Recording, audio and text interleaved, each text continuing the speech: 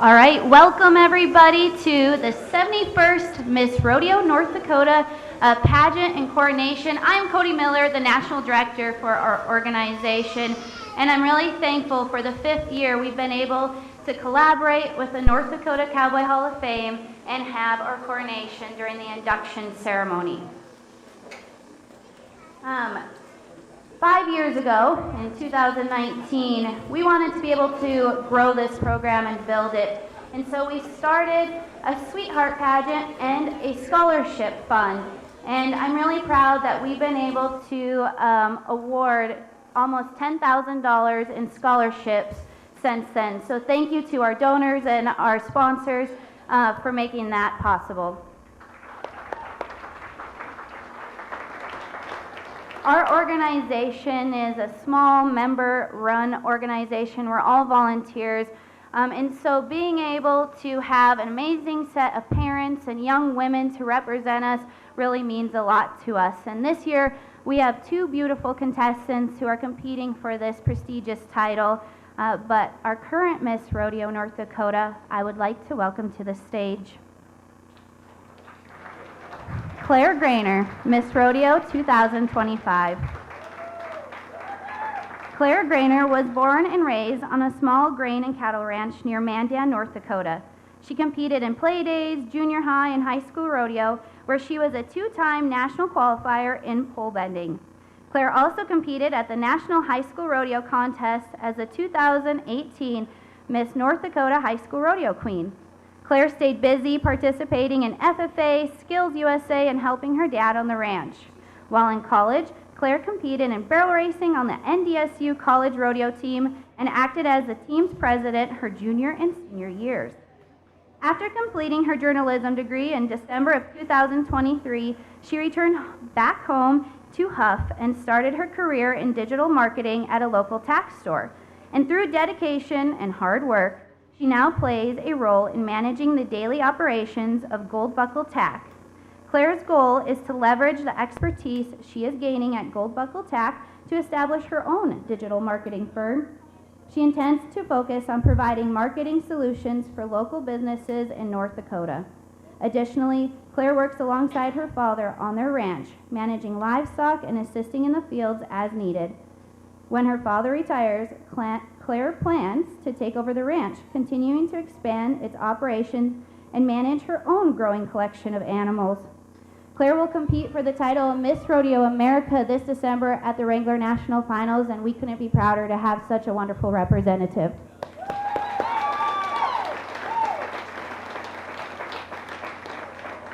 I also wanted to recognize our board of directors. We have Megan Haig, who is our president. Our vice president, Jessica Grove. Our secretary is Ashley Abrahamson. Our treasurer is Lana Freely. We have board members Sarah Miller and Christine Bope that aren't here today, but I also have our board member, Don Schmidt.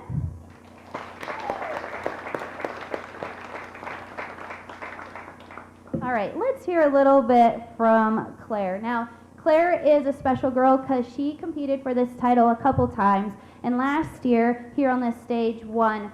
And you've left quite the legacy. So what has it meant to you? What role do rodeo queens play in your life? It's been such a great opportunity to represent rodeo on both a rodeo spectrum and as Miss Rodeo North Dakota. Being the bridge between the contestants and the people who watch and come and what really truly makes a rodeo happen has been such an honor. And I just want to leave behind the legacy of just passing on my knowledge on to the next girl and just making sure that I represent the state of North Dakota well, and not just inside the arena, not just outside the arena when I'm competing for America, but truly just in every single one of your guys' hearts. We have a ton of younger girls, and truly, when I say please reach out to me if you need anything, I truly mean that from the bottom of my heart.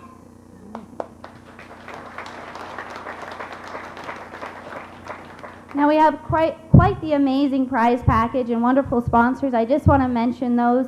The new queen will win a vehicle lease from Heartland Chevy Dealers and Wilhelm Chevy of Jamestown, a custom trophy saddle from First International Bank and Trust, a custom buckle from the Porch Coffee Shop in Ray, a $1,000 scholarship, Custom Chaps by KB Custom Leather, North Dakota Spurs sponsored by All Crane Services, an official photo shoot with Rachel Neva Photography, a Miss Rodeo North Dakota and Cowboy Hall of Fame jacket, a pair of boots from Adora Boot and Western Wear, a beautiful Pendleton blanket from Bar Diamond Bar Boutique, Montana Silversmith jewelry from the 1889 in Fargo, 1 year of eyelash extensions from Karma Vida and Bismarck, autograph cards from Image Printing, a beautiful hat cannon purse from the Bernstein family, and so much more. So thank you to our wonderful prize sponsors. Now, like Claire said, we have quite the array of young women that are coming up the ranks, and I'm really excited for the next 70-some years of our organization. So at this time, I'd like our visiting royalty to just come up and be recognized. We have some of our Miss Rodeo North Dakota sweethearts in the crowd. They range from the ages of 3 to 12, and this year our youngest contestant was 3 years old, and she even gave a speech.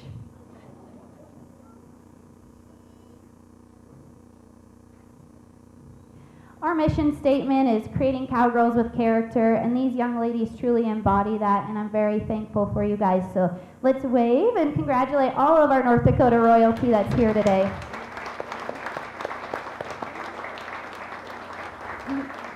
Thank you, girls, very much.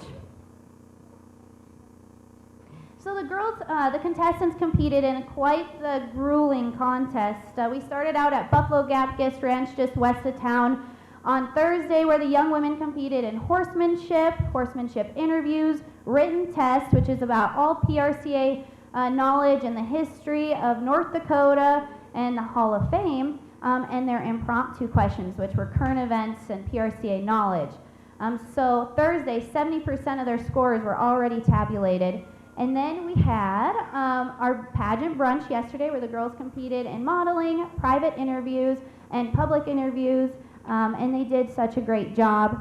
So I want to thank Jody Johnson, who is our official pageant CPA.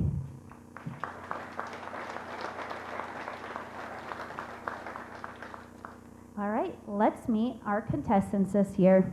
First contestant is Miss J.C. Dressler, representing the Mandan Rodeo Days. Howdy, I'm J.C. Dressler, your Miss Rodeo Mandan 2025. I hang my hat in Marshall, North Dakota with my parents, Roger and Shanna Dressler. My grandparents, Kent and Ramona Dressler, on our family ranch of 138 years. My siblings and myself are the seventh generation ranchers, and we aim to keep the ranch flourishing and providing for families across the great nation for at least another 100 years, and hopefully many more. Growing up on our ranch, it was natural for me to fall in love with cattle, horses, and soon everything about rodeo. I started rodeo at a very young age and became very passionate about the rodeo community. Over the years, I have achieved many awards between rodeo, 4-H, sports, and even music. But beyond the arena and the ranch, my agricultural background has only sharpened my skills and driven my motivation to always do my best and to produce a better than perfect result when possible. As Miss Rodeo Mandan 2025, I promote the values of hard work, sportsmanship, and community involvement that rodeo embodies. I aim to inspire others with these values as I represent the spirit of rodeo with kindness, pride, enthusiasm, and faith. It is my honor and pleasure to travel the great state of North Dakota representing the Mandan Rodeo Days that takes place on July 1st through the 4th. We hope to see you coming this July at one of my favorite rodeos of the year. Ladies and gentlemen, J.C. Dressler.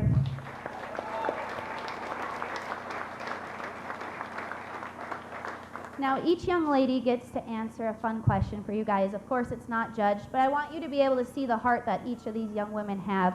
And so, J.C., if you'd come over. The North Dakota Cowboy Hall of Fame is all about preserving the legacies before us. As Miss Rodeo North Dakota, what legacy would you hope to leave?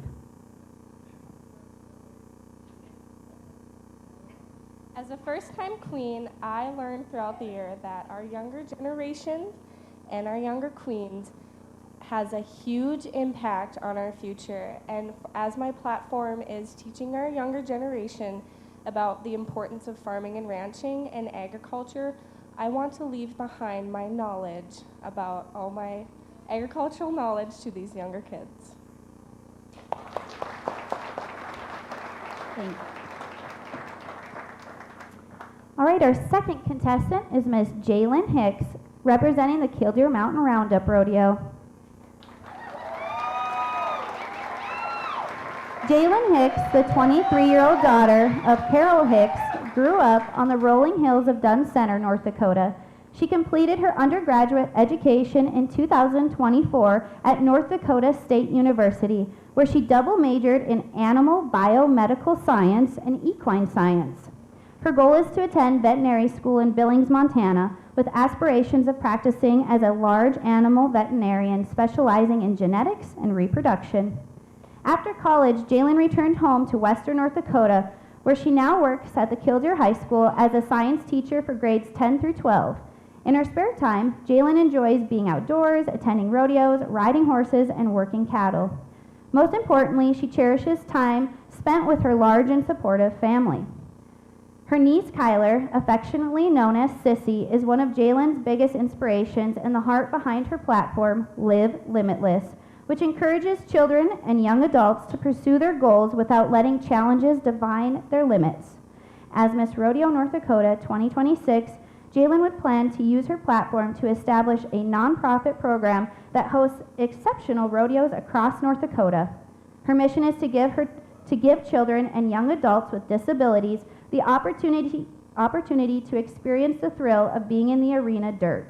Jalen extends her gratitude to the Killdeer Saddle Club for allowing her to serve as the 2025 Miss Killdeer Mountain Roundup. She is honored to carry on over 100 years of rich Western tradition by proudly wearing her hometown rodeo's name across her heart. Ladies and gentlemen, Jalen Hicks.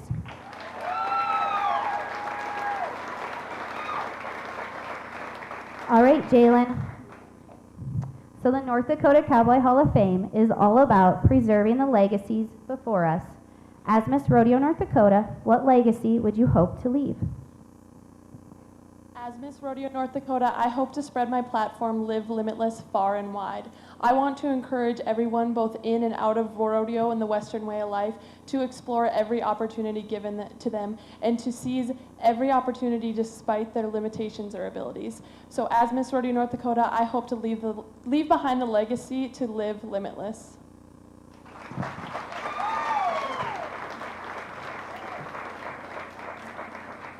Now at this time, we had an amazing sponsor who is willing to donate a buckle for every contestant that competes for Miss Rodeo North Dakota. So I want to thank Northern Energy Services, LLC, and present each girl with their contestant buckle.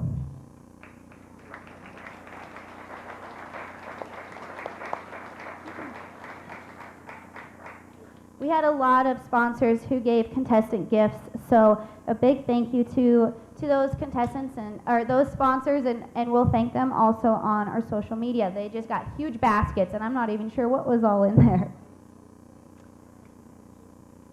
All right, so in 2023, the Miss Rodeo North Dakota Pageant Board introduced an honoree presentation. This year, the board has two special presentations. We would like to recognize and thank our first honoree, Lisa Whelm, for her continued support over the decades. For 30 years, she has been known as coach, rodeo queen mom, and chaperone.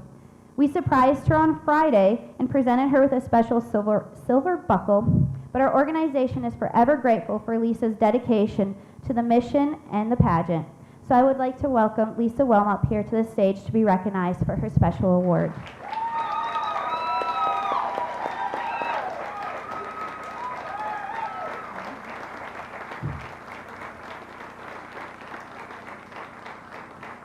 She already has her buckle on, so thank you, Lisa, very, very much. Now for our second honoree presentation. I have the honor to get to surprise two very special people, and I'm going to try to keep it all together. We would like to recognize and thank Barb and Marv Semarau, who have been dedicated sponsors since 2015 in memory of Barb's brother, Paul Christensen.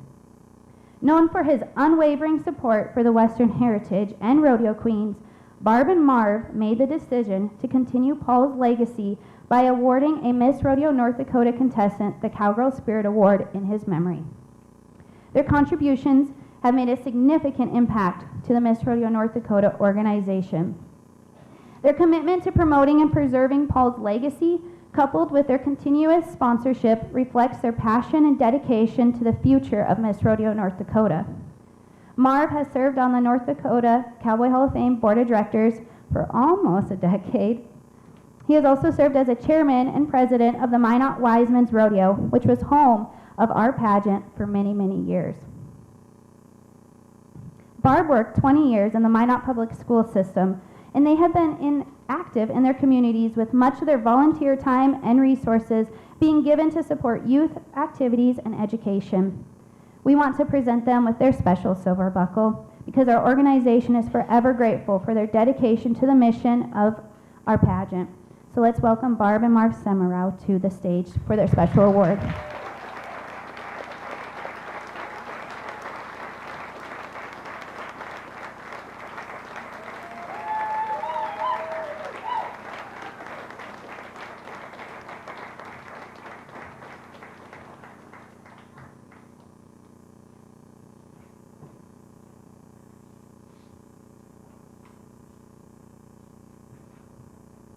Thank you guys so much. But you can stay up here because we have to award the special award that they sponsor.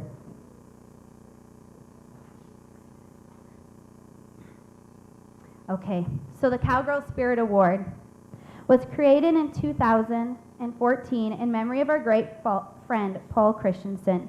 He chaired the North Dakota Cowboy Hall of Fame Board of Trustees and was a Minot Wiseman's member. That is where Paul's encouragement and support for Miss Rodeo North Dakota began.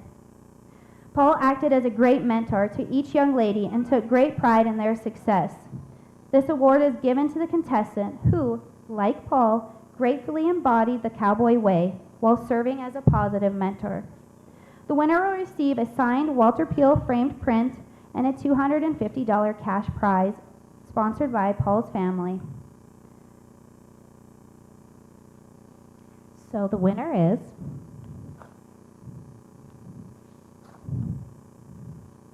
Miss J.C. Dressler.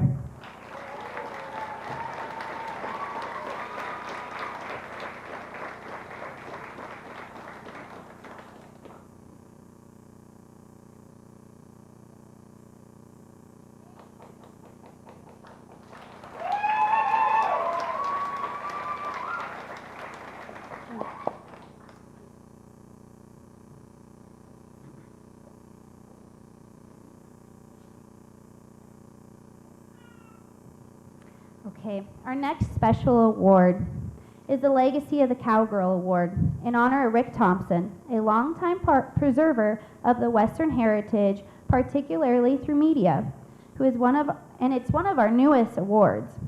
As Miss Rodeo North Dakota, it is a young woman's mission to preserve the legacy of cowboys and cowgirls, a part of the North Dakota Cowboy Hall of Fame, while creating her own legacy in the Western professional industry, using all forms of media. The contestants entered by writing an essay on how she would educate through use of media to preserve our Western heritage. Both contestants did enter. This was an optional category, and the winner will receive a $100 cash prize and have her essay featured in the Cowboy Hall of Fame Chronicle. And the winner is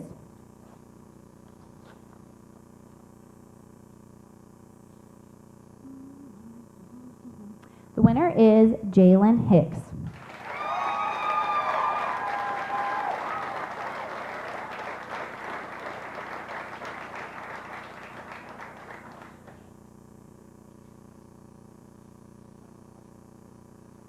Miss Congeniality is an award that is one of the most sought out after awards in any pageant. This award is voted on by the contestants and using visiting royalty based on who they believe has been the kindest, most generous, and gracious contestant throughout the pageant weekend. Now, of course, with 2 contestants, I just want to make it clear that we did have Miss Rodeo South Dakota and other visiting royalty vote on this award. And so, the winner of Miss Congeniality is... Miss Congeniality also is sponsored by Sadie Warner-Loff, who is Miss Rodeo North Dakota 2012, and she'll receive a beautiful buckle, is JC Dressler.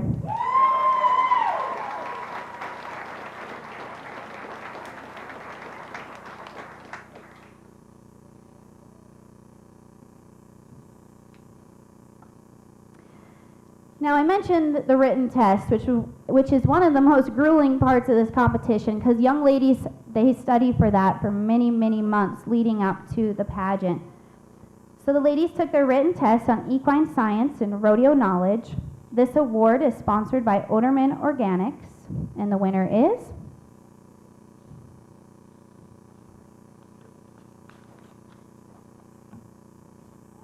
Jalen Hicks.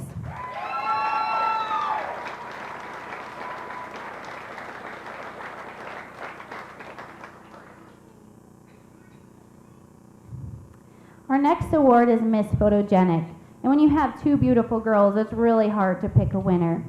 But our winner this year is going to get a beautiful set of Montana Silversmith jewelry sponsored by the 1889 event venue in Fargo and Bar JV Angus.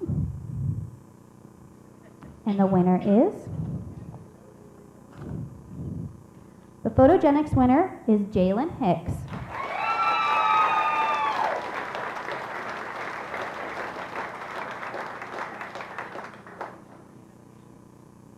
Our next award is the Speech Award, sponsored by Lynn Brokow of Aflac Insurance, and who was also Miss Rodeo North Dakota 1981.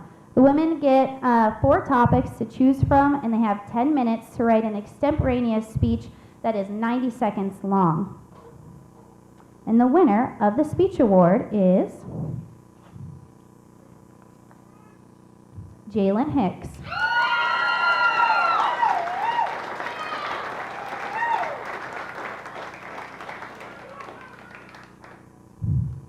Now to the next 3 categories, which are equally worth 1/3 of the contestants' total score and is what determines who the next Miss Rodeo North Dakota will be.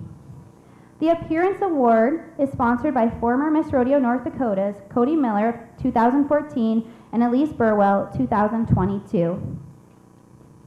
She'll receive a beautiful bracelet. And the winner of the Appearance Award, which is judged in every aspect of their competition, is Miss Jalen Hicks.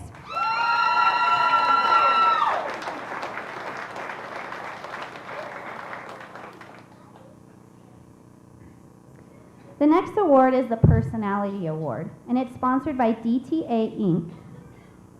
She'll win a beautiful buckle, and our personality winner is Miss Jalen Hicks.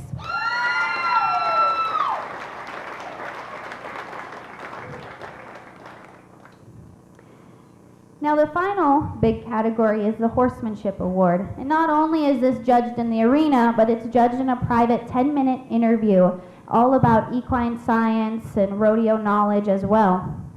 So this is a very grueling part of the competition, and it is sponsored by Sandstrom Farrier Services, and they'll win a beautiful breast collar. The winner of the Horsemanship Award is Jalen Hicks.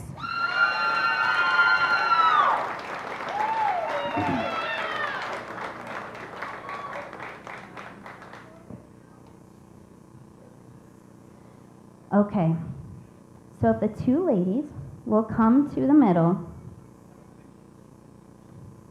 Now, yeah, you can face each other. The lady in waiting is going to receive a beautiful trophy crown sponsored by the Grainer Ranch.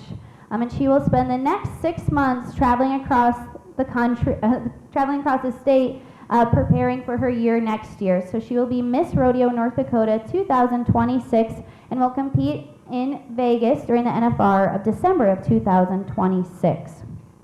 The first runner-up is still a very important part of this pageant because if for any reason the winner cannot fulfill her duties, we will ask the first runner-up to step in. The first runner-up will receive a $500 scholarship on behalf of our organization. Ladies and gentlemen, it is now time to announce our winner of Miss Rodeo North Dakota.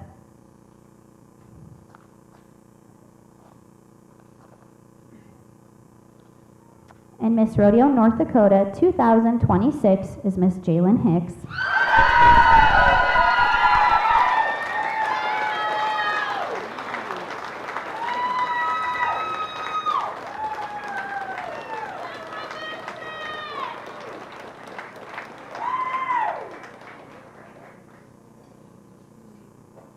One thing rodeo queens are really good at is changing very fast. I won't say they get ready while they're driving in their car, but sometimes.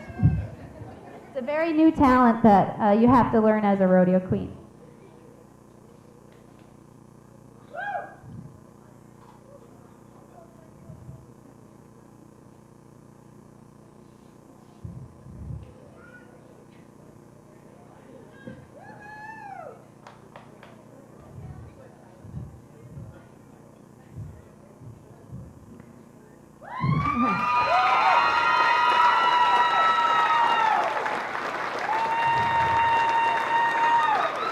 All right, Jalen.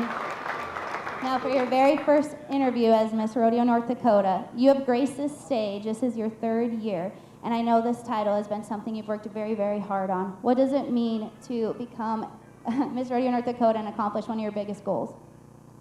So I'm a blubbering mess, so I apologize. But this means the world to me. I heard a quote that the hardest part about chasing your dream is trying to figure out if God's telling you to quit or keep going. And I'm so glad that I kept going. And I want to, all the young girls with a crown on their hat or that want a crown on their hat someday, keep going, never quit. I'm so excited to serve North Dakota as your Miss Rodeo North Dakota 2026 and spread my platform of Live Limitless, because there's nothing that should ever hold us back. All right, ladies and gentlemen, your new Miss Rodeo North Dakota, Jalen Hicks.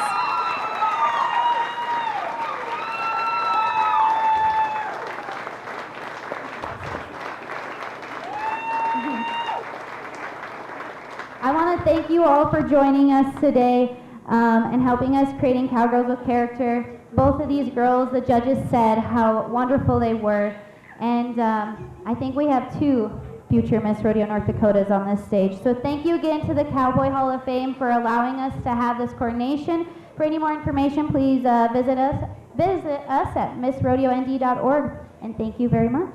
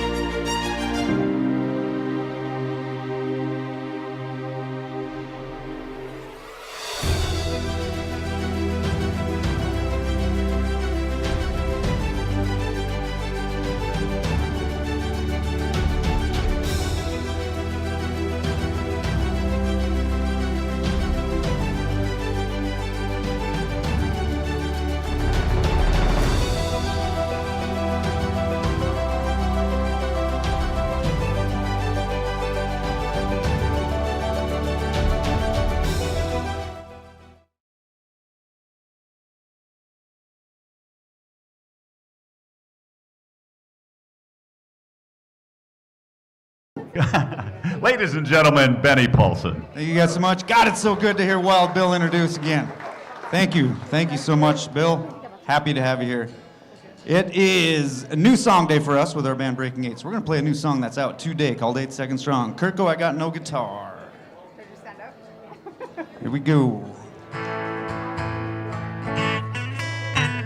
We got guitars. Here we go. 1, 2, 3, 4.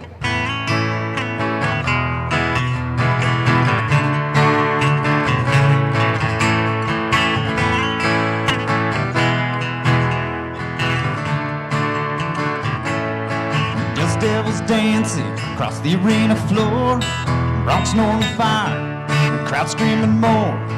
Heart like a kick drum, my nerves tight as rope. 8 more seconds, then I can let go. I'm chasing this dream since I was a kid. Daddy's old Reagan, like his daddy did. It's in my blood, a wild and free call. Sometimes I stumble, and sometimes I fall. No matter what tries to buck me off, I got a heart built for holding longer. And when the fear and the pain are gone, I come out 8 seconds stronger. I can't stop holding on 8 seconds strong.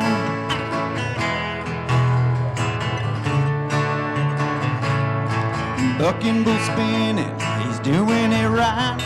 Trying to throw me with all of his might. I dig in my heels, hold on with a prayer. My buckle's at South Point, I'll see you there. No matter what tries to buck me off, I got a heart built for holding longer. And when the fear and the pain are gone, I come out 8 seconds stronger. I can't stop holding on 8 seconds strong.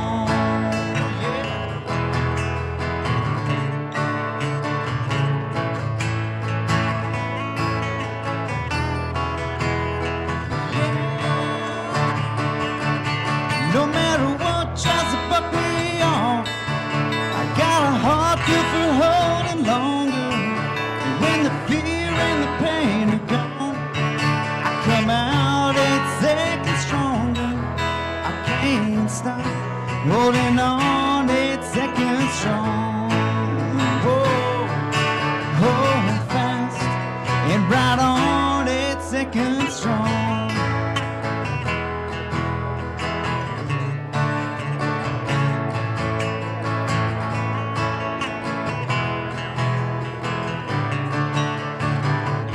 Ollie, it's good to be at the North Dakota Cowboy Hall of Fame. Thank you, guys.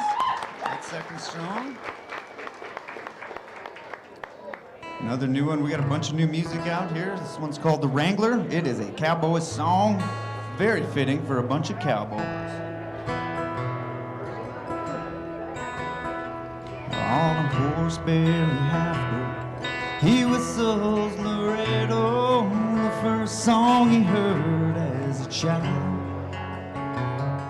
He's dusty but trusty and steady from all the long miles. His talk somewhat slow, his legs somewhat bold. He's rich without owning a thing, but the silver in his hair, the gold in the sunsets he sees. His home is the trail and his bed is the grass on the ground.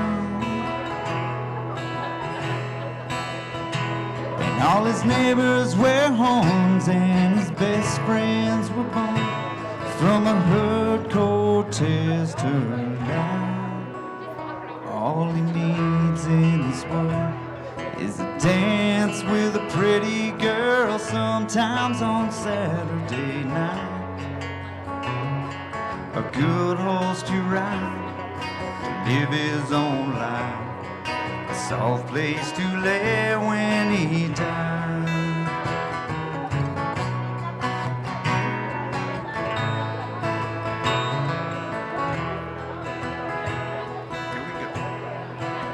Here we go. Well, he's been in a few and lost one or two, but he ain't one to hold him a grudge. He's rode through the snow and the four winds that blow. Sometimes he slept on the mud, but he don't give a damn about a quitter or a man who don't have the heart to just try. But he'll stand to the end for a friend and never ask why. His home is a trail and his bed is the grass on the ground. And all his neighbors wear horns and his best friends were born from a herd Cortez turned out. All he needs in this world is a dance with a pretty girl sometimes on Saturday night. A good horse to ride, to live his own life, a soft place to lay when he dies. His home is a trail and his bed is the grass on the ground. Thank you guys so much. You good? I think that's pretty good. One more time, ladies and gentlemen, Benny Paulson. Okay, we got just a couple minutes here before we get started. Last call to find your places and grab a seat, and we'll get going with the 2025 North Dakota Induction Ceremony. And at this time, I'd like to welcome the President of the Board of Directors, ladies and gentlemen, Jerry Staka.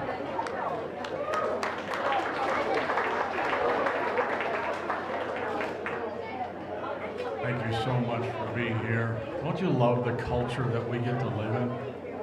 I don't know if I want to spread the word too wide and far, but then we'll have too many here. But what a joy it is to be here in front of all of you and getting to enjoy this in scenery and getting to know each and every one of you just a little bit better. So it's a tremendous honor for me to be in this position and be part of the board of directors and get to know every one of you just a little bit better. So thank you. Thank you for letting me do this here this morning. As we begin this meeting, though, I think it's appropriate for us to give thanks. So if you wouldn't mind, let's remove cover and give the thanks to the one who's given us life and given us purpose. Our God in heaven, we give you thanks and praise. Thank you that we can come to this beautiful setting and be a part of it. Thank you for those that have been inducted into the Cowboy Hall of Fame. We ask that you would bless them, bless their families, bless their descendants, bless those who came before us that provided this hard work to settle this part of the world. We give them thanks, but we give you thanks. Thank you for the blessings. Thank you for the time. Be with us during this ceremony. We pray this in Jesus' name. Amen.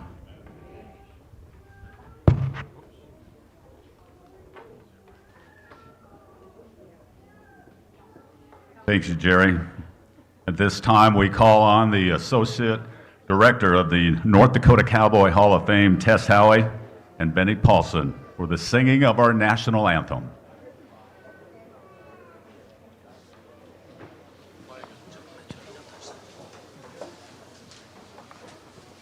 Where's that flag at? Oh, right over here to the right. Here we go. Please join us if you can or care to. Ready, Tess? Ready. Oh, say, can you see by the dawn's early light what so proudly we hailed at the twilight's last gleaming, whose broad stripes and bright stars through the perilous fight o'er the ramparts we watched were so gallantly streaming, and the rocket's red glare, the bombs bursting in air, gave proof through the night that our flag was still there. Oh, say does that star-spangled banner yet wave o'er the land of the free and the home of the brave.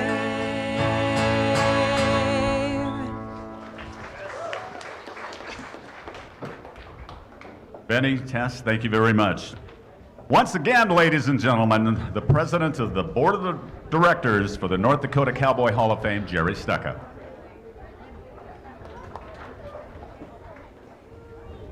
Yeah, thanks so much again, Bill. And I'm well aware of the fact that this has nothing to do with me or even the board, so to speak.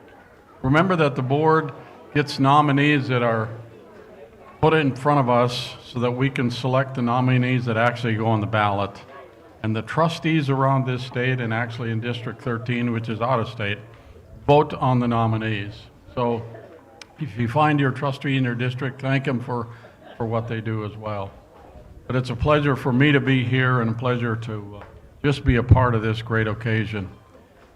So I promised myself I'd keep everything short because we got a lot more important people to look at here this morning. But I want to call Marv Semero up at this time just to talk about some things that are going on at the hall. Marv?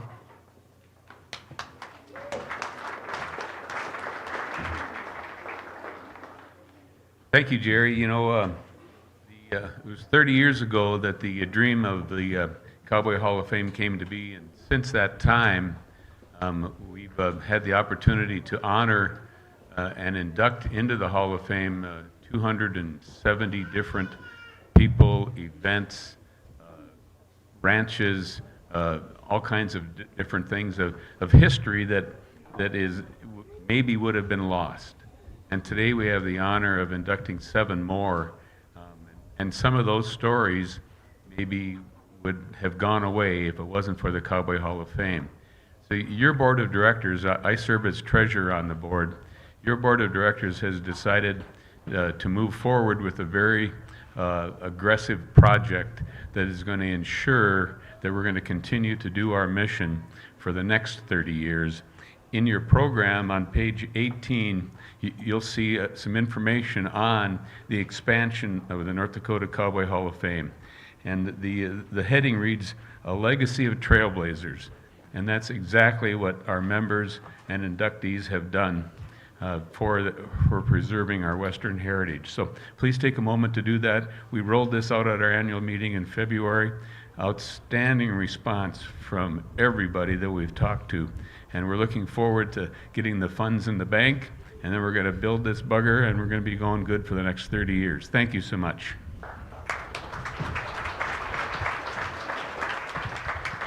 Thank you, Marv.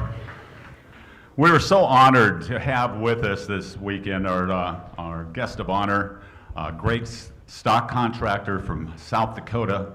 He's known well in these parts. He's been part of the Dickinson Rodeo since I believe 1986, and he's not done yet. He'd like to share a few more words with you today.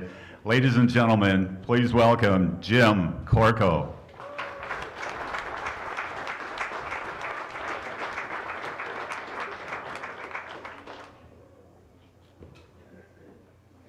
Good afternoon. I'm not sure whether to tell Rick Thompson how damn bad I wanted to come up here and have to talk to all you people, but it turned out to be a pleasure. I've really enjoyed it. I could tell you guys are starved for entertainment.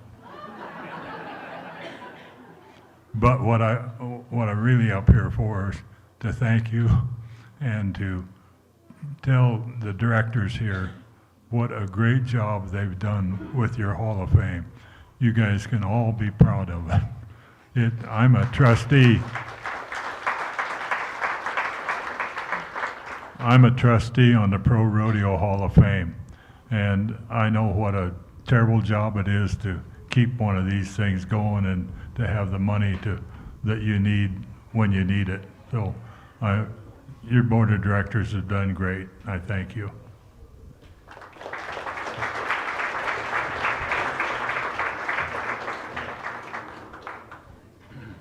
Thank you, Jim.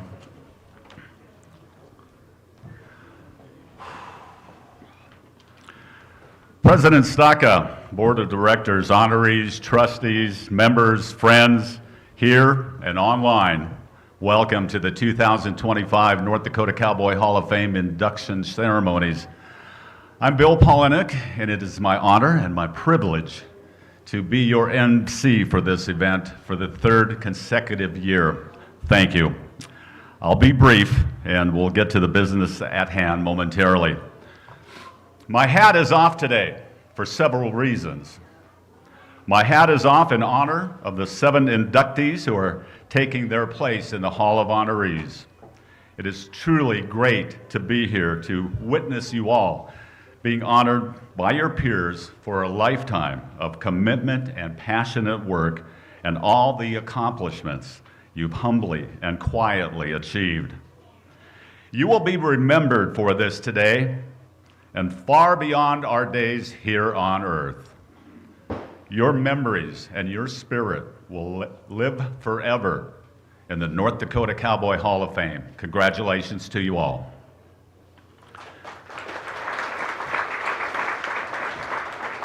My hat is off to the new Miss Rodeo North Dakota 2026, Jalen Hicks. 2026, our nation's 250th birthday. The ceremonies in which Jalen will be a part of while representing the state of North Dakota, while always momentous, will possess an extra heartfelt feeling of honor, pride, and patriotism next year. She could well be standing on the steps of the all-new Theodore Roosevelt Presidential Library next to the highest dignitaries in the land as the ribbon is cut. Congratulations, Jalen.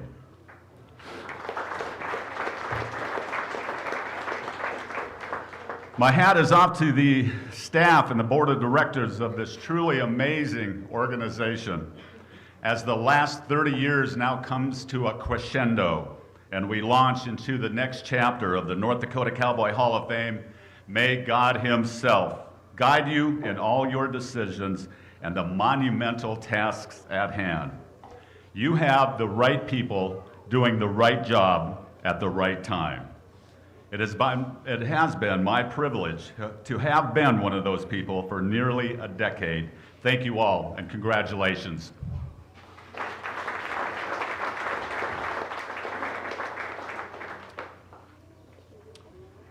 My hat is off for a personal reason as well. Earlier this year, just before February's annual meeting, I became faced with a serious health challenge, and many of you stepped forward with your thoughts, your prayers, and your support at a most difficult time in my life. For this, my hat is off. On behalf of my wife, Becky, our grandson, Dion, and my entire family, I thank you with all I have, all I am, and all I will ever be. Thank you.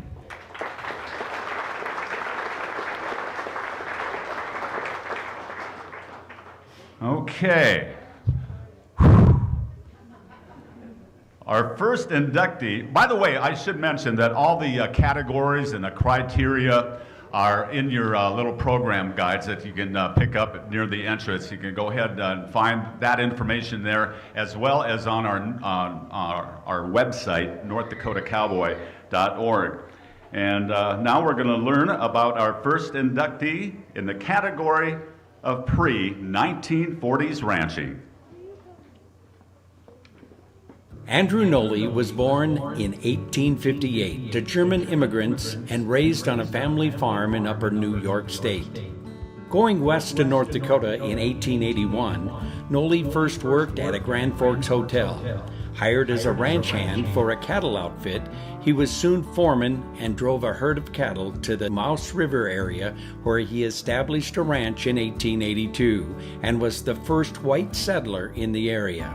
By 1897, he was ranching in the Yellowstone Valley near Dorr, where his holdings eventually comprised over 6,000 acres, with 1,600 more in cultivation. He became known as the Cattle King and Father of Alfalfa for his introduction of Grim alfalfa to the area.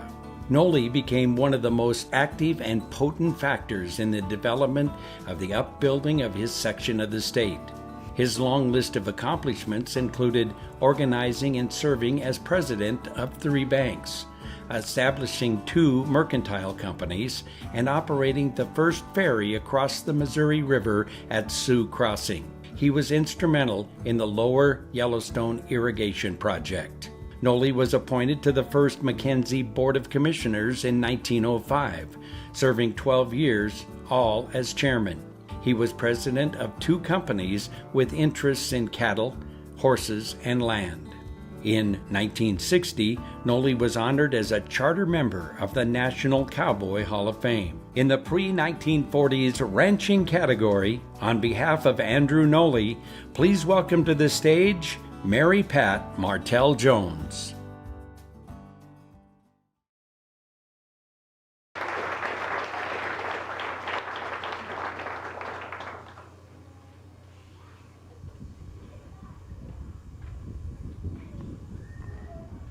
Good afternoon, everybody.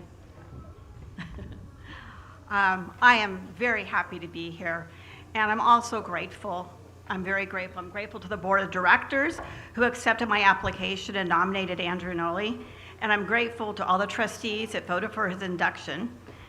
And actually, I'm also very grateful to Andrew Noli himself and all the men and women like him who took the risk, persevered, and left me and my family a better country to live in.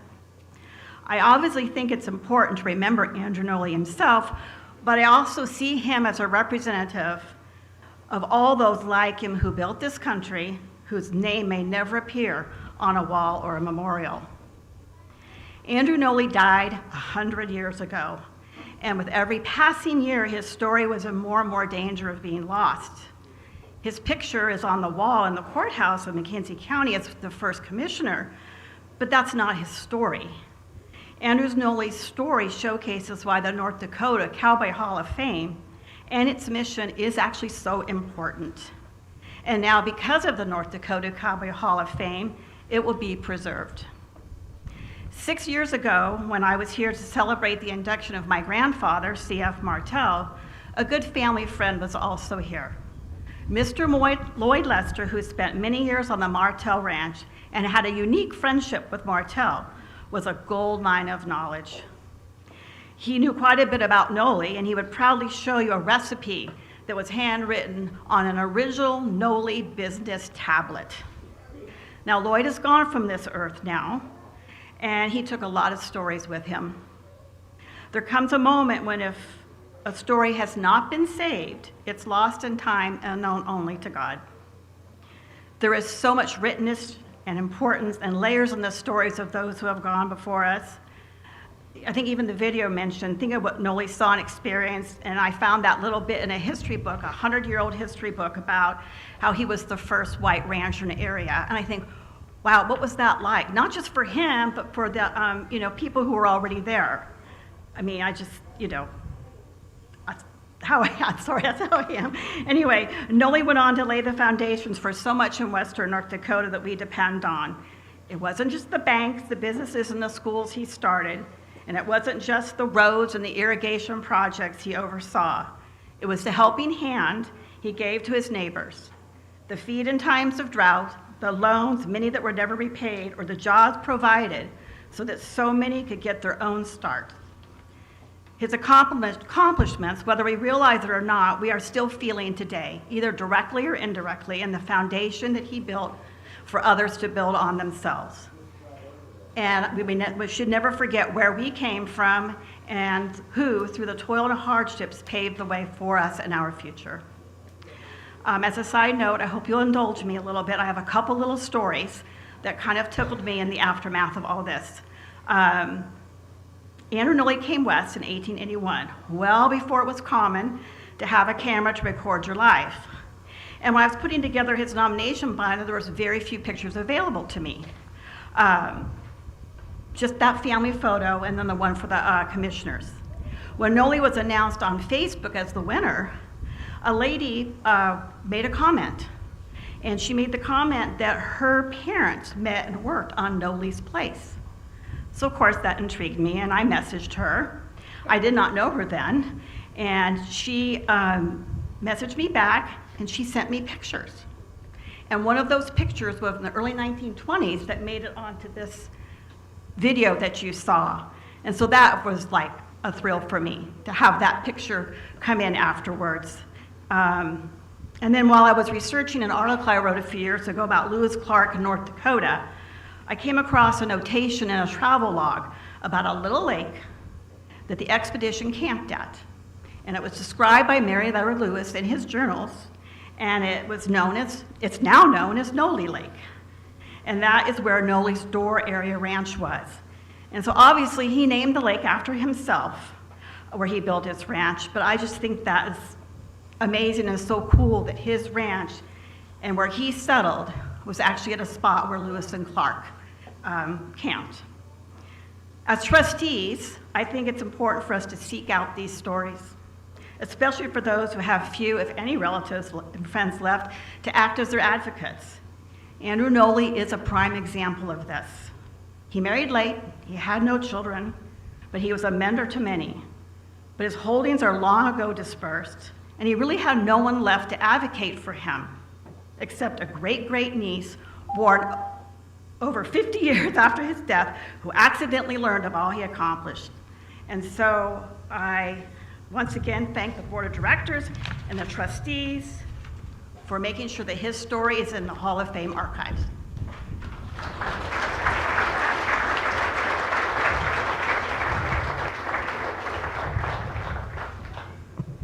Thank you very much. I would like to say happy Father's Day to all the dads out there this weekend, and mom and kids, if you haven't gotten dad a gift yet, I know a gift shop downtown that could probably take care of that. Our gift shop is open at the North Dakota Cowboy Hall of Fame. By the way, our hours are 9 to 6 daily. Our next category, bear with me here, folks. I'm new here. We have modern era ranching. Lester Les Anderson was born May 10, 1913 on the family homestead in Coburn Township near the Sandhills south of Leonard, North Dakota. He went to country school in Coburn Township for 8 years while working on the family farm. At the age of 14, he was, in his words, a full-fledged operator. The drought in the 1930s had been a disaster for the farm, but the family managed to keep the land. His father died in 1937, leaving 24-year-old Les in charge. Les acquired a truck and hauled livestock from 1937 to 1952 while putting together more land, growing a cow herd, and establishing a grazing permit with the National Grasslands. The L7 Ranch was born. In the 1950s, Les and a few others started the Leonard Ranchers and Riders Club.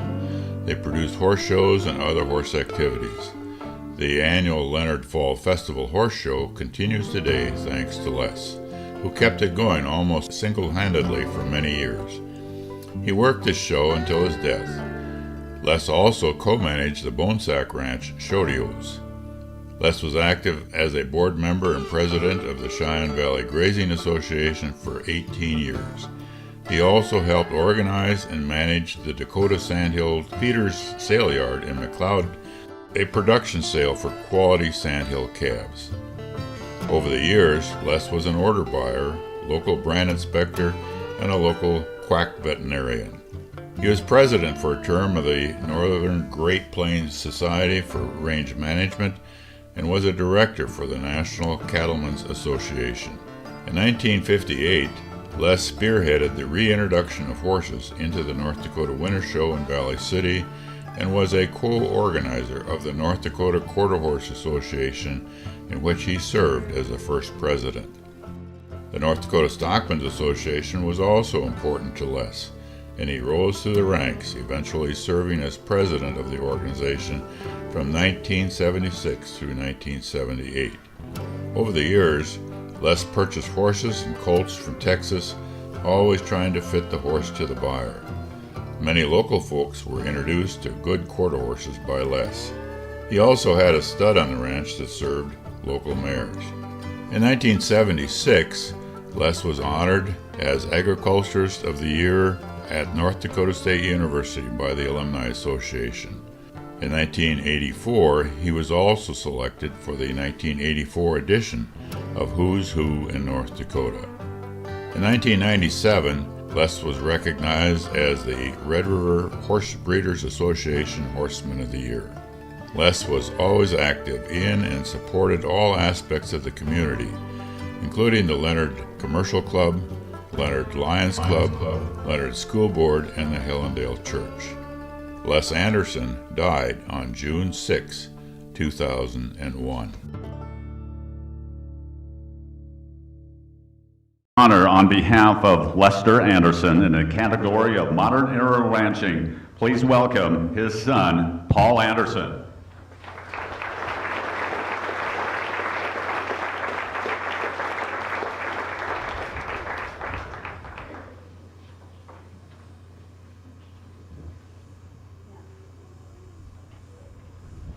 I wrote that biography. So if there are no questions,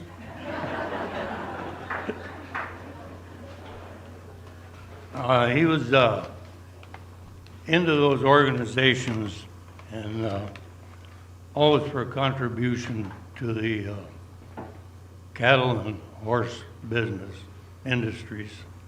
And thought after, if he had all those organizations behind him, he could have very easily gravitated down into politics, but that wasn't so. He'd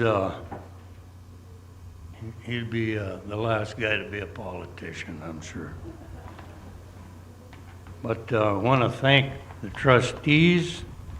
I want to thank the rest of the organization, Tess for guiding us through this deal, and Bonita for pushing on me.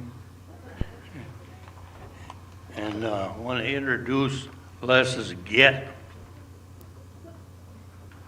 They're all hunkered, they're Lutherans, they're all toward the back. You guys all want to stand up? They're all the kids, grandkids, great-grandkids. There's a, yeah. Told you there's a bunch. Go ahead. And with that, I don't know what else I can say. I know his priority. Oh, with all these organizations, they're all his priorities were always modern era ranching, and luckily he wasn't in all those at the same time. We probably wouldn't have got the hay up.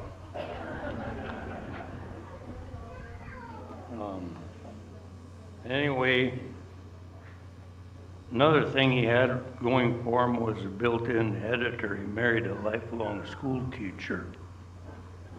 That worked out for him. Anybody else I haven't thanked here? Yeah, it worked out for me. Thank you. Thank you. Wonderful. Thank you, Paul.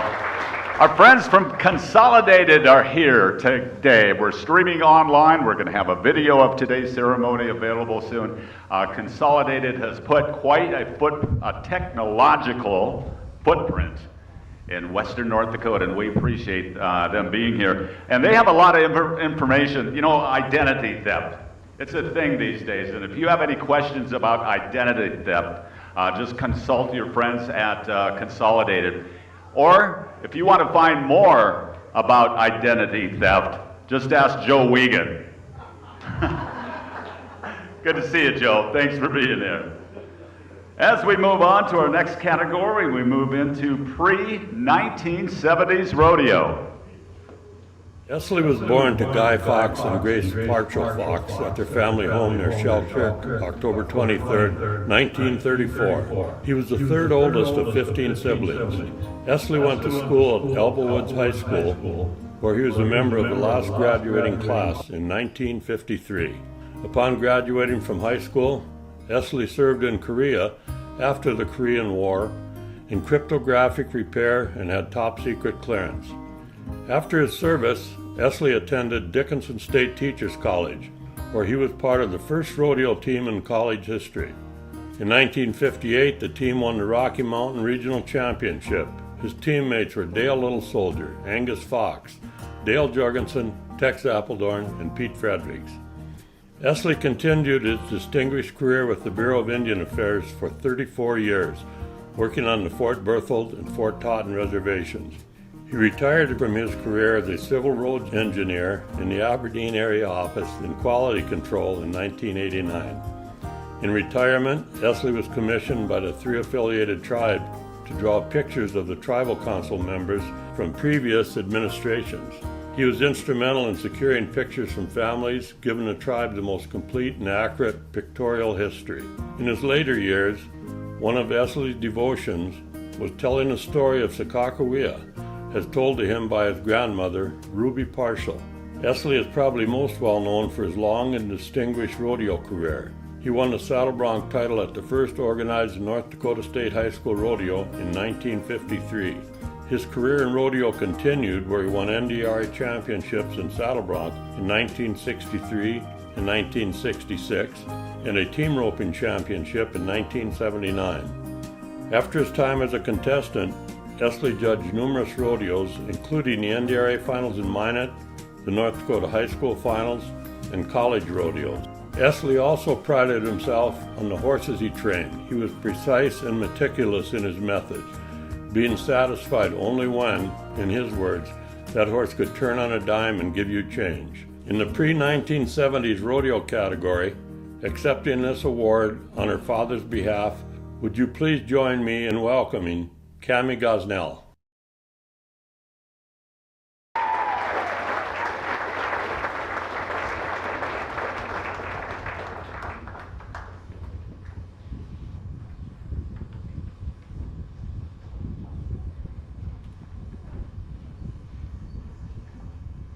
Can you guys see that? That was the first picture that you saw up there. I'm just going to put it on the side here. Well, good afternoon, everybody. I thank God for this beautiful day, and I thank God for all of you. And I'm going to be like everybody else. I'm going to give a credit where credit is due, and I thank you guys so much for putting this on. It's such a beautiful event and such an honor to be here, and we thank you for that, for making it possible for my dad to be here. I thank every member of the Cowboy Hall of Fame for making it possible for our dad to receive this honor today. I acknowledge his family and his children and his grandchildren. We have family members that came as far as Tennessee to be here. And I would like them to stand right now and acknowledge them. If you would all stand, Esley's family.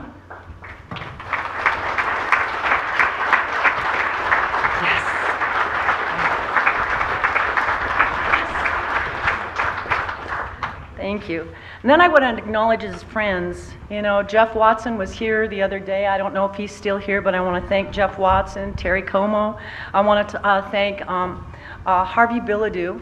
And if I don't mention you, just know that I'm very thankful, the family's very thankful for you being here with celebrating Daddy's honor.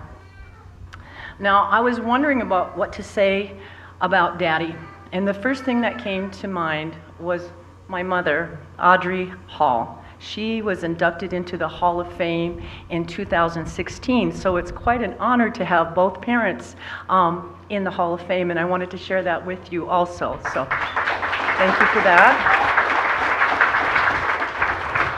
Now about Esley Thornton, I was going to say a lot of things that have already been said on the video. So I want to say this. Esley Thornton was a true cowboy, like all of you. It's not only your riding, it's the true person you are. It's the humility, it's the loyalty, it's the uprightness, the justice that comes with the cowboy. And that's what my father was. And so I'm not going to go into the part where he excelled in all that military stuff and in the government and all that stuff, but he also was very active in the Native American culture. I remember when he would rodeo during the day with Merville Hall, Ed Hall, Angus Fox, Bobby Chase, just to name a few. And they competed in that rodeo during the day, and then they would put on their Indian regalia and compete in Indian dancing at night. So they were very active, very active. There was a cowboy that came from Montana, Crow Agency area, and he was a Native American, and he says, you know, Esley Thornton made it good to be a cowboy and an Indian. Well, you know what? My dad built roads, right? But he also built bridges between cultures, too. And I just reminded yesterday of one of his friends that Daddy could dance. He was a good dancer, and so was my mother. And I just want that to be known, too. He had a full ride in his career. He started out in saddle bronc, and then he went to team roping, and then he judged also. He excelled in all that he did. But when Steve, the radio announcer, I don't know if he's here, but when he asked me what stood out about my father, Esley Thornton, it was his smile. In fact, in that picture that you saw him, he was smiling and pointing. He was about ready to ride this saddle bronc. He was just calling for the gate. He was on the saddle bronc, and he was calling for the gate and smiling. Dad loved to smile and laugh. Daddy would have loved to be here with you and to celebrate with you. And he would love to tease you. He would love to if he liked you, he would tease you, and you all know that, right? Those who know him. And there was no age difference with him. You know, friends were friends. Jeff Watson used to rodeo with him. They used to rope together. And Jeff Watson was 23 years younger than my father, but they were very, very close friends. And to see Jeff, that was pretty awesome. So there was no barriers with my dad and friends. And our father would be truly honored by this event. And to be a part of it with my Uncle Ed and his family, it's just an honor, and I know Daddy would have just loved that too. And so, you guys, I just want to say, because of you, the Cowboy Hall of Fame and you members, my dad will be remembered, etched in the Cowboy Hall of Fame, as one of the great members of this great state, who represents you great people, the kind we aspire to. So with that, you guys, on behalf of my father, I thank you.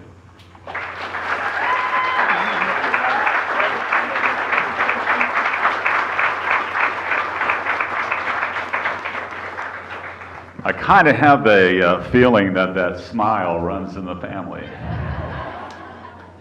You know, you can rent the North Dakota Cowboy Hall of Fame for your birthday party, any event that you might have coming up, a meeting, what have you.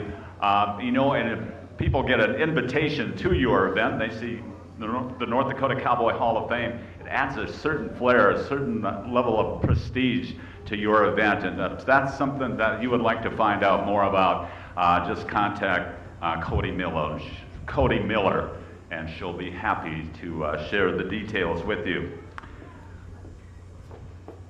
Moving on to the category now of modern era rodeo.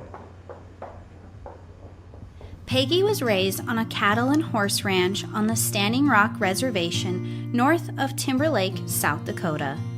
At an early age, Peggy loved horses and knew she wanted to train them to rodeo. So her dad, Ken Ward, gave her Nubbins, a horse to train for barrel racing. In the late 50s and early 60s, Peggy and Nubbins entered many rodeos, and together they won numerous ribbons and trophies. In 1966, Peggy won the Senior All-Around Cowgirl Trophy at the Little Britches Rodeo in Mobridge. The following year, she grabbed another All-Around Cowgirl title, in addition to winning the Queen's Contest. After college graduation, Peggy lived, worked, and started a family in Fort Yates, North Dakota. It was then that she also continued her rodeo career when she purchased a white horse named Cotton. Peggy trained Cotton, and together they became an exceptional team, winning the North Dakota Rodeo Association Barrel Racing Championship for 4 consecutive years, from 1982 to 1985.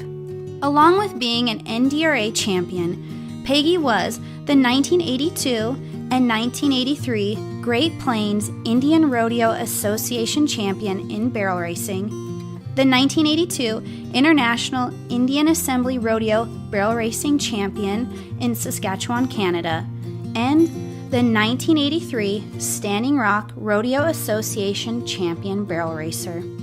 Peggy is believed to hold the record for most consecutive barrel racing wins in the North Dakota Rodeo Association. Peggy is a member of the Standing Rock Sioux Tribe and was actively involved employee of the Standing Rock Tribal College, now known as Sitting Bull College. She was a rodeo coach for the college rodeo team in the early 90s and conducted barrel racing clinics. Now retired and living in Arizona, Peggy enjoys sitting in the grandstands at rodeos and other Western events. Horses hold a very special place in her heart, and she will forever be a champion in the rodeo arena. Accepting her award in the category of Modern Era Rodeo, will you please welcome Peggy Ward.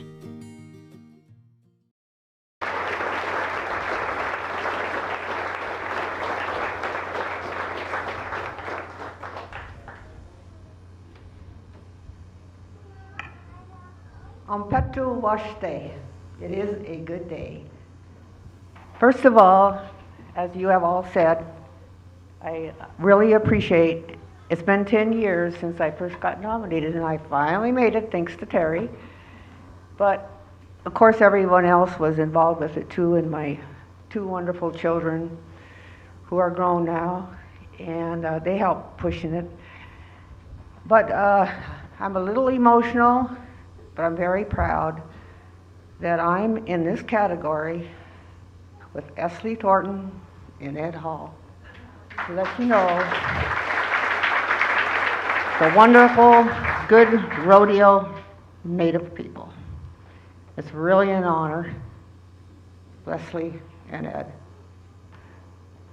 So I don't really have a speech, but I'm going to talk a little bit about my horse because I'll never forget it, you know. I might forget other things, but I don't forget him. I got him from he was purchased from a rancher that was next door. And there's something about this horse. He was a young'un yet, so, but he was very cowy. And so I thought that's a plus for me, you know, because I believe, I'm an old school person. I don't do arenas, don't do none of that stuff on my training. So there was a lot of outdoor cow pushing and all that kind of stuff. And then we disc up a place where I could start training him. And he was kind of coming along pretty good. It's just like we kind of had to get to know each other because he had probably a better personality than me. He taught me a lot of stuff. I didn't exactly whip him, but he got the message too. So I did that for like about a year, and then so the next spring, the disc area got thawed up again. So I sloped him around there, and there was no fence or anything around there. I said, okay, buddy, let's see if you can remember what I taught you. So he seemed like he was kind of okay, you know, so took out after that first barrel, and before we hit that first barrel, he bucked me off. I mean, he just plowed me right down there. And then the little stinker, instead of running back to the house or anything like that, he stayed inside of the disc area and just ran around, and his big old lips were like this, you know. He went like that, and he stopped right in front of me. He's like, how do you like that, you know? So I thought that was pretty cool. He really did have a sense of humor. But with Cotton, because we figured each other out, and he was fast, he might have, I don't know a lot of you known him or not, but he was a deceiving type horse. He was a big old horse, and he could run because he had this long reach.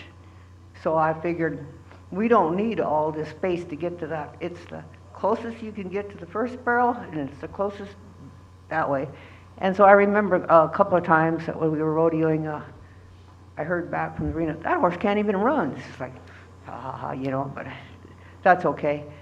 But the last thing I would like to say is when I get to the big rodeo arena in the sky, I hope Jesus brings Cotton to pick me up.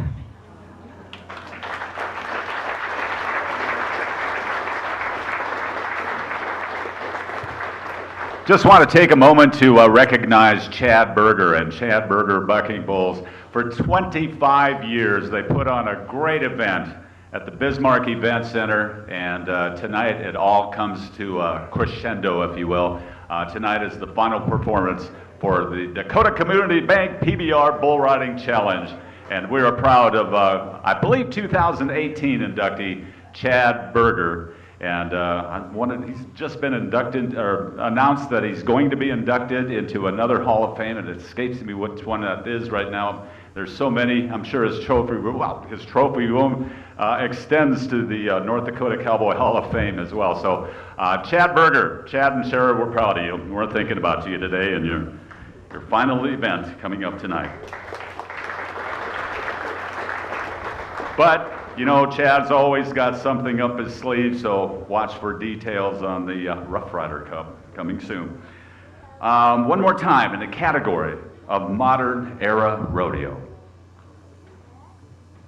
Edwin Eddie Arnold Hall was born January 19, 1947 in Alba-Woods, North Dakota, to James Sr. and Sarah Fredericks Hall.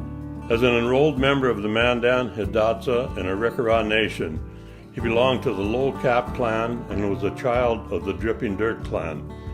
Growing up on the family ranch along Moccasin Creek, Ed immersed himself in the cowboy culture, gathering cattle, riding the big lease, and participating in Hidatsa traditions through powwows across the Great Plains.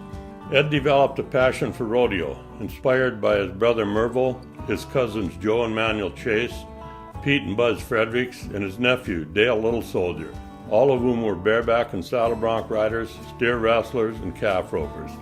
Ed began competing at an early age, and in 1965 he won the calf roping title and finished second in bareback riding at the Killdeer FFA High School Rodeo.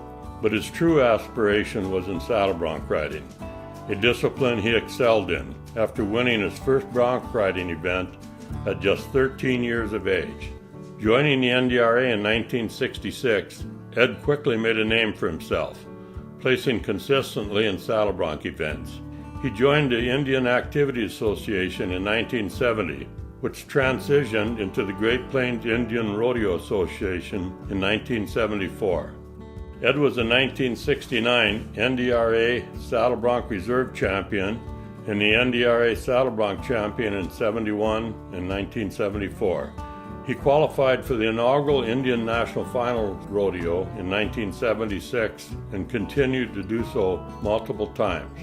In the GPIRA, he was the Saddle Bronc Reserve Champion in 1974, the Saddle Bronc Champion in 1975 and 1976, the All-Around Reserve Champion in 1977 and 1980, the Steer Wrestling Reserve Champion in 1980, and the Steer Wrestling Champion in 1982 and 83.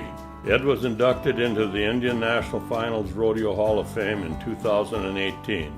Ed was dedicated to fostering youth talent, which led him to build a rodeo arena on his ranch and organize rodeo and roping events.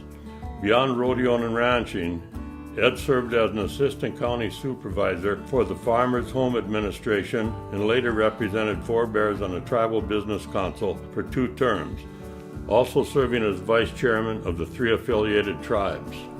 Ed's legacy is an unwavering dedication to family, community, and the rodeo tradition.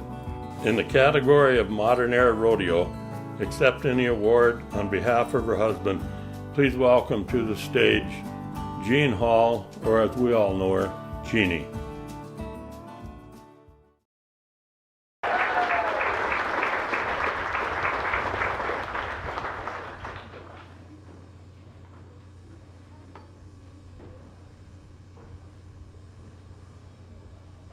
I'd like to thank the North Dakota Cowboy Hall of Fame, all of the trustees, members, friends, and family for being here to share this wonderful day with us. I get too emotional when I talk, so my daughter, Carrie, is going to talk for me.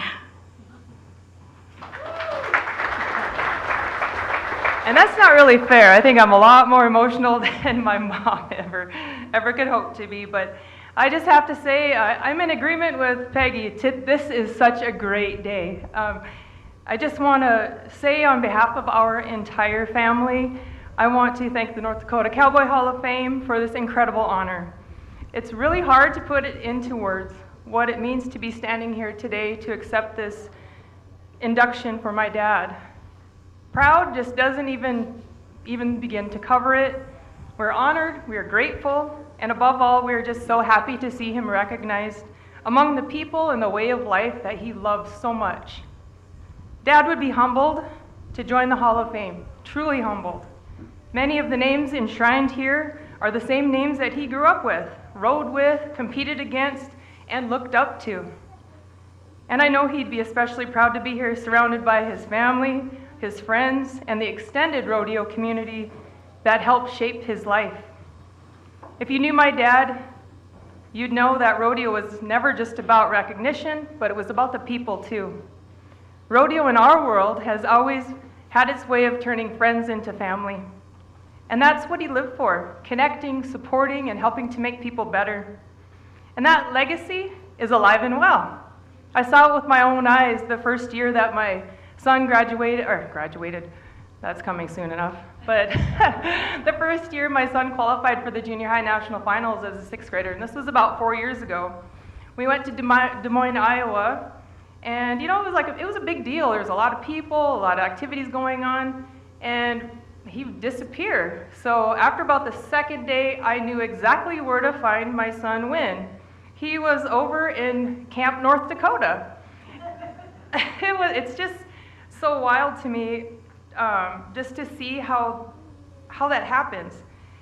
And I know they have the best food over in North Dakota camps, but also he was hanging out with the families that I grew up with. It was like he was naturally drawn to them. He never grew up, I live in South Dakota, and he goes to school down there, and he just was naturally drawn to the folks that I grew up around. The Heppers, the Weinbergers, the Freilicks, the Sorensens, the Klings, just to name a few of those families. And they definitely fed him like they were his own. And I stood back just realizing that rodeo family passed through my dad, now passed through me, and it's in him, in the next generation. And that's what this honor is truly about, I feel. It's about a man who gave his all to his life, but not just in the arena, but also the way he showed up for others. And beyond rodeo, Dad taught me so much about life. He taught me how to work hard, but also how to slow down. Like yesterday when we were cruising through the golf course, it's like, this reminds me of my dad. You gotta stop and smell them roses and the cedar. Like, it was so enjoyable. He literally, I just want to mention also, before I close, how much Dad loved Medora, right? He loved coming here. He loved the landscape. He loved the people and the history, just everything about it. It's just a cowboy town, and it's just so proper that we're here today honoring everybody. I just want to say thank you for this honor, for recognizing my dad, for recognizing the horseman, the family man, and the cowboy that we all knew and that we loved. Thank you, and God bless.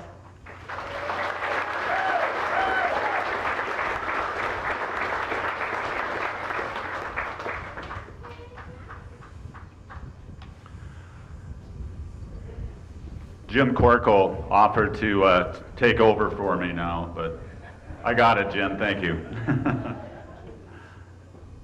We have a wonderful volunteer program at the North Dakota Cowboy Hall of Fame where you can come spend time greeting the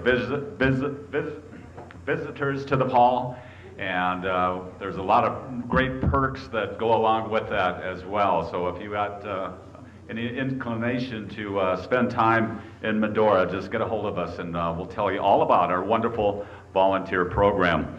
At this time, we're going to tell you all about our great inductee in the category of Western Arts and Entertainment. Kay Burian was born in Dickinson, North Dakota in 1943. She was raised on the family ranch farm north of Belfield.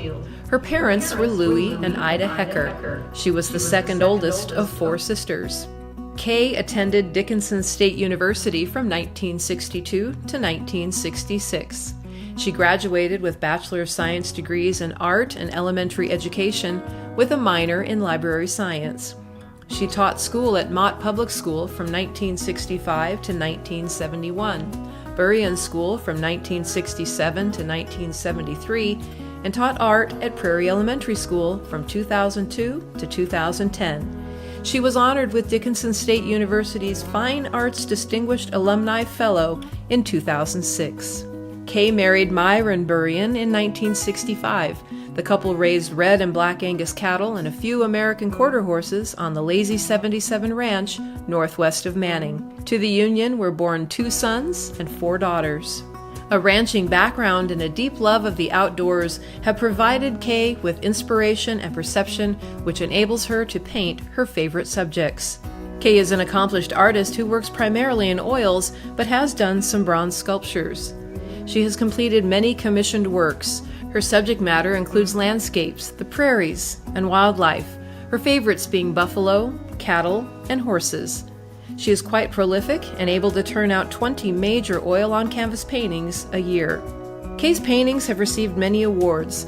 The American Quarter Horse Association's America's Horse in Art awarded her the Steel Dust Award in 2013. Her paintings have been represented by Legacy Gallery in Scottsdale, Arizona, Montana Trails Gallery in Bozeman, Montana, the Plainsman Gallery in Dunedin, Florida, and currently Masters Gallery in Bismarck.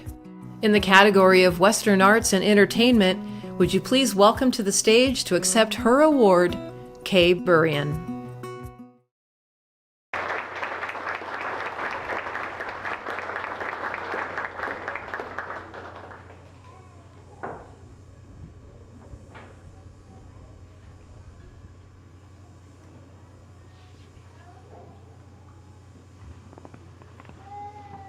I would like to take this opportunity to thank everyone who helped make this great honor possible. The attendance of my family, friends, make this honor even more meaningful. Family, stand up.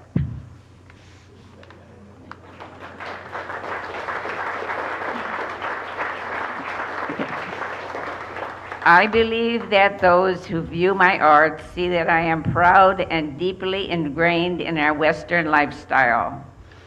I aim to create not just a work of art, but an emotion or memory of this beautiful land, as well as capture the essence of the people, animals in our environment. With the horse being the common thread shared by everyone here. Through my art, I have made lifelong friends, traveled the country, and have been blessed with many honors. I am grateful for all of you who have supported me along the way. Family, friends, collectors, and admirers, and Masters Gallery for representing my art in their gallery. I am thankful for your nomination for this award and to be included along with many other great individuals who have come before me as recipients, including my sister, Joan Hecker, who is in a different category. It has been a lifelong of achievements and milestones in my career as an artist, with this being the highlight. Thank you again for your efforts and votes on my behalf, and for the many others whom you have recognized. Continue to support this great institution. Thank you.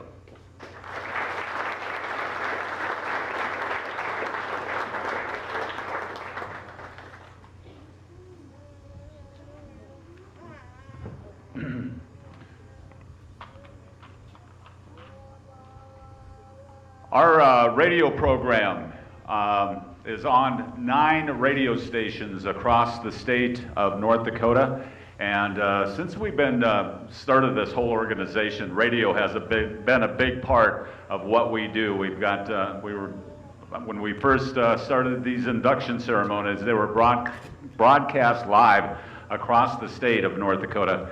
And I've been involved in TV and I've been involved in radio, and I tell you what, my favorite is still radio. And it's probably because something Paul Harvey said. He said it was what Confucius said, not what he looked like. We're down to our final category in the 2025 induction ceremonies, and that would be the category of Great Westerner. The Cowboy Doctor. Victor Hugo Stickney was born April 13, 1855. He was raised on the family farm in Vermont along with 2 sisters and 7 brothers. Stickney worked his way through college with an assortment of jobs. Graduating from Dartmouth Medical School in 1883, Stickney went west to the Dakota Territory. His practice covered 50,000 square miles. He would often be gone for days at a time when he was called to a remote camp or ranch to attend the injured or sick. He traveled by horse, buckboard, and occasionally the caboose of a freight train, and often worked in primitive conditions. Many times he slept out on the open prairie wrapped in a tarp. Herman Hagedorn described Stickney with awe in his book Roosevelt in the Badlands. He had a reputation for never refusing a call, whatever the distance or the weather. It was a life of extraordinary devotion. Stickney contracted with the railroad in 1886 to serve as a surgeon for all railroad employees in northwestern Dakota Territory, holding this position for 26 years. He was elected the Stark County Superintendent of Schools and was on the library board that acquired a Carnegie Foundation grant to build Dickinson's first library. In 1915, Stickney was elected president of the North Dakota Medical Association. He served as a captain in the Medical Corps during World War I. Stickney assisted with the establishment of what is now Dickinson State University. He worked to institute banks in the area, serving as vice president of the First National Bank of Dickinson, and worked as a director of the Roosevelt Memorial Association. He built the first building in town, used exclusively as an automobile garage. By the turn of the century, Stickney was a major stockman in the area. In 1966, Dr. Stickney was honored as one of the first 10 individuals from North Dakota inducted into the National Cowboy Hall of Fame. Accepting this year's Great Western Award, on behalf of Victor Hugo Stickney, please welcome again to the stage Mary Pat Martell Jones.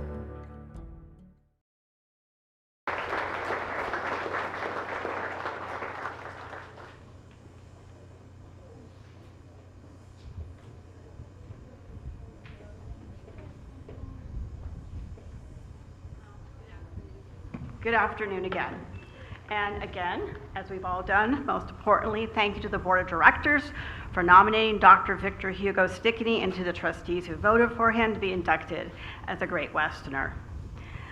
As I was pondering all this and realizing I had 2 sets of remarks to give, one of those email updates came from an organization that I follow, and it had this quote: "A nation's greatness lies in its possibility of achievement in the present, and nothing helps it more than the consciousness of achievement in the past."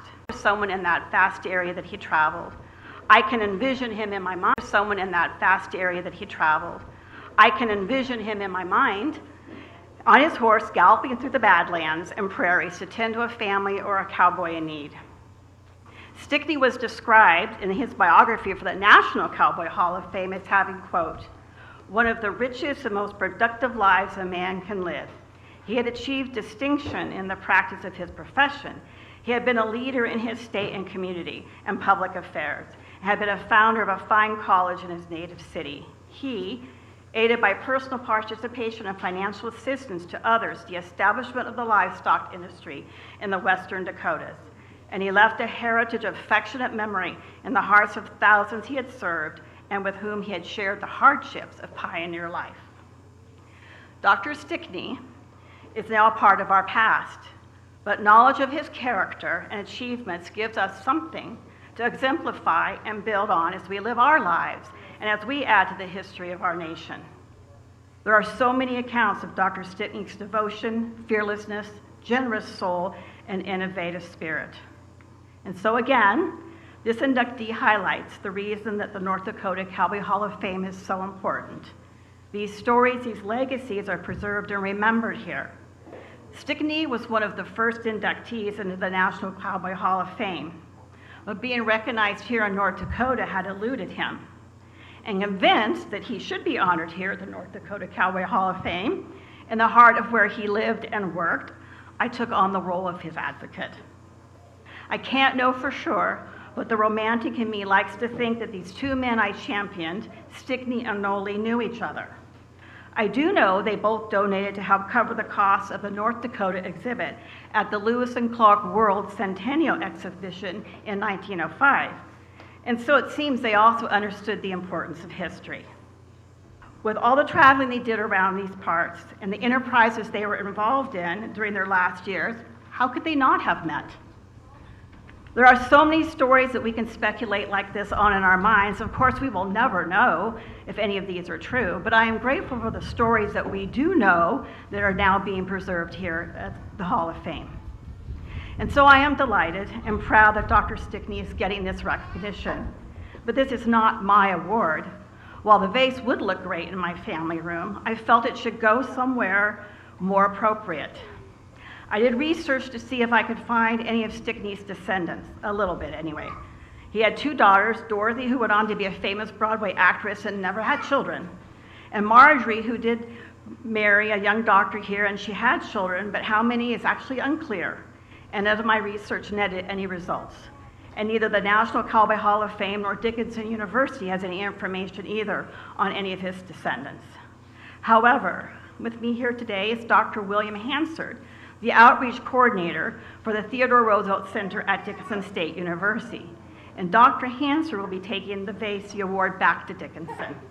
He wanted me to tell you that he is grateful to be here, to note the small but pivotal role Dr. Victor Hugo Stickney played in Roosevelt's life, especially in giving Roosevelt the opportunity to make his first great public speech in 1886 at a July 4th celebration in Dickinson.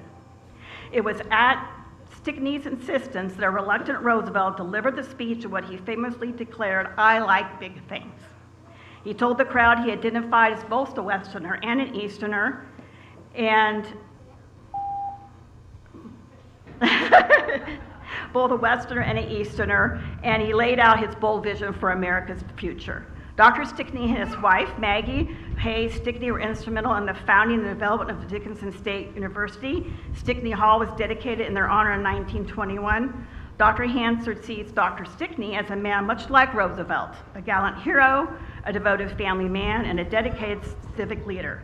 Dickinson State University and the Roosevelt Center are pleased to play a part in honoring the legacy of the Cowboy Doctor by displaying his award on the DSU campus.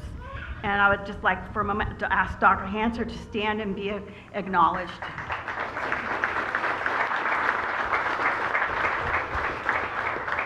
And once again, thank you very much.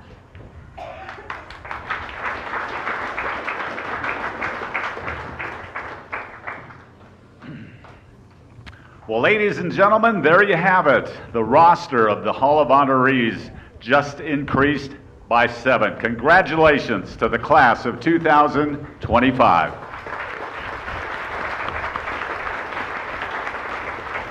We thank you all for being here. Drive home safe. Follow us on Facebook and check out our website, northdakotacowboy.org. On behalf of the North Dakota Cowboy Hall of Fame, thank you and enjoy the day.